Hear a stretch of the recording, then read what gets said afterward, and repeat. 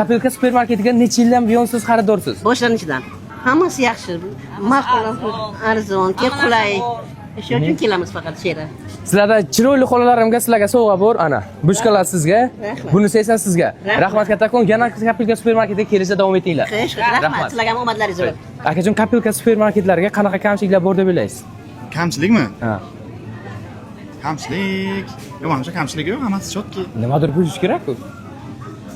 Nimadir shu kasam bitta ko'paytirsalar yaxshi bo'ladi menimcha. Bo'ladi aka. Unaqa bo'ladi-da. Bu narsani ham inobatga olamiz akajon. Biz ham mijozlarning fikrlarini doim inobatga olib kelganmiz. Sizga shu savol-javobga qatnashganingiz uchun bitta shkolad Kapelka supermarket tomonidan akajon sizga sovg'a. Obunachilarga nima deymiz?